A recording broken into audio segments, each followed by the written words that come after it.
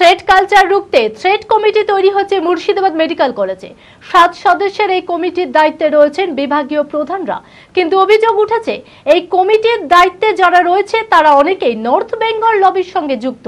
Thread কমিটিতে যারা রয়েছেন তাদের গ্রহণযোগ্যতা নিয়ে প্রশ্ন তুলেছেন আইএমএ যুগ্ম সম্পাদক ডক্টর রঞ্জন ভট্টাচার্য। তবে কোনো অভিযোগ উঠলে তা খতিয়ে দেখার আশ্বাস দিয়েছেন প্রিন্সিপাল ডক্টর অমিত কুমার দা। মানসিক স্বাস্থ্যের জন্য সবার আগে যে নামটি মনে ভেসে ওঠে, সুস্থ মনের ঠিকানা মনোবীক্ষণ। যোগাযোগ নাম্বার 7477799516। থ্রেড কালচার রুখতে থ্রেড কমিটি তৈরি হয়েছে মুর্শিদাবাদ মেডিকেল কলেজে। 7 সদস্যের এই কমিটির দায়িত্বে রয়েছেন বিভাগীয় প্রধানরা, কিন্তু অভিযোগ উঠেছে এই কমিটির দায়িত্বে যারা রয়েছেন তারা অনেকেই নর্থ বেঙ্গল লবির সঙ্গে যুক্ত। কিছুদিন আগেই মেডিকেল কলেজের অধ্যক্ষ ডক্টর অমিত কুমার দা দাবি করেছিলেন এই মেডিকেল কলেজে কোনো থ্রেড কালচার নেই। তাহলে এই কমিটি গঠন করা হলো কেন, তা নিয়েও উঠছে প্রশ্ন। প্রসঙ্গত, মেডিকেল কলেজের সমাবর্তন অনুষ্ঠানে সন্দীপ ঘোষের ঘনিষ্ঠ বিরূপাক্ষ বিশ্বাস ও অভিক দেকে বিশেষ অতিথি হিসেবে নিয়ে আসা হয়েছিল। থ্রেড কমিটিতে যারা রয়েছেন তাদের গ্রহণযোগ্যতা নিয়ে প্রশ্ন তুলেছেন আইএমএর যুগ্ম সম্পাদক ডক্টর রঞ্জন ভট্টাচার্য। তার দাবি, থ্রেড সিন্ডিকেটের অস্তিত্ব রয়েছে এই মুর্শিদাবাদ মেডিকেল কলেজে। থ্রেড কমিটি যাতে যথাযথ তদন্ত করে সেই দাবি জানান তিনি। হ্যাঁ, 18ই সেপ্টেম্বর আমাদের মাননীয় অধ্যক্ষ মুর্শিদাবাদ মেডিকেল কলেজ তিনি একটা 7 সদস্যের তদন্ত কমিটি গঠন করেছেন। যে তদন্ত কমিটি মূল উদ্দেশ্যটা উনি লিখেছেন যে থ্রেড সিন্ডিকেটের ঘটনা ঘটেছে তার ব্যাপারে তদন্ত করা হোক।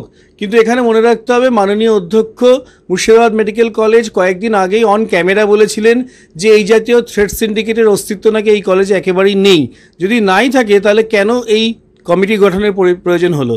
এবং এই কমিটিতে কিন্তু 7 সদস্য রয়েছে এবং তাদের মধ্যে আমরা দেখতে পেয়েছি 2-1 জনের নাম এরকম রয়েছে যারা কিন্তু এই থ্রেড সিন্ডিকেটের যে সমস্ত সদস্যের নাম বিভিন্ন সোশ্যাল মিডিয়া গ্রুপে ভাইরাল হয়েছে তাদের প্রতি কিন্তু নরম মনোভাবাপন্ন।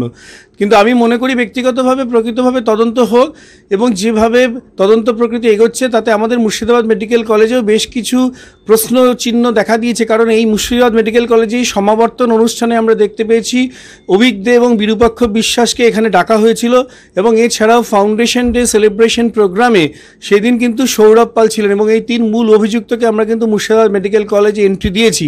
তা আমি মনে করি যেভাবে স্বাস্থ্য ভবনে জঞ্জাল সাফাই হচ্ছে এবং ইউনিভার্সিটি অফ হেলথ সায়েন্স ও ওয়েস্ট বেঙ্গল মেডিকেল কাউন্সিলে মাকড়সার জাল এবং ঝুল পরিষ্কার করা হচ্ছে, তেমনি মুর্শিদাবাদ মেডিকেল কলেজেরও যে সমস্ত আবর্জনা রয়েছে সেগুলোকে যেন ভাগীরথী নদীতে ধারে নিক্ষেপ করা হয়। তবে কোনো অভিযোগ উঠলে তা খতিয়ে দেখার আশ্বাস দিয়েছেন অধ্যক্ষ ডক্টর অমিত কুমার দা। এই মুহূর্তে আমাকে যখন থ্রেটের কোনো অভিযোগ আসেনি, কিন্তু যাতে ভবিষ্যতে না হয়, আমরা prevention is better than cure.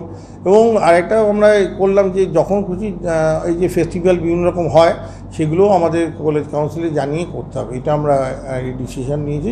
এবং সিনিয়র টিচারদের তত্ত্বাবধানে করতে হবে।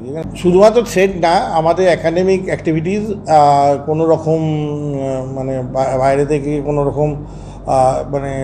রকম প্রভাবিত করার চেষ্টা করা হলে, সে বাইরের লোক হোক আর ভিতরের লোক হোক, আমরা এখানে আমাদের ফ্যাকাল্টিদের নিয়ে, আমাদের সিনিয়র ফ্যাকাল্টিদের নিয়ে একটা কমিটি করেছি। সেখানে একজন জুনিয়র ফ্যাকাল্টিকে রেখেছি, সে কনভেনার হিসেবে আছেন, এবং সেখানে আমরা এইটাই ডিসিশান, আমরা সবাই মিলে কলেজ কাউন্সিল মিটিংয়ে আমরা এই ডিসিশান নিয়েছি যে যদি কোনো থ্রেট থেকে থাকে অথবা কোনো প্রভাব থেকে থাকে, আমরা সেই প্রভাব বা থ্রেটকে আমরা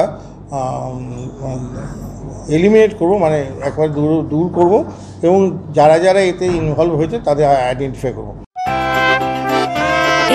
খোলা আকাশ অনেক তারার মাঝে রামধনু রঙে যেখানে সবাই সাজে সাজে, নামি হোক কিংবা দামি পেয়ে যাবে সব রকমই, ছোট হোক কিংবা বড় কেনাকাটা হোক আরো আরো, নতুন ফ্যাশনে নতুন tradition, Libas family store, Libas Libas Libas family store.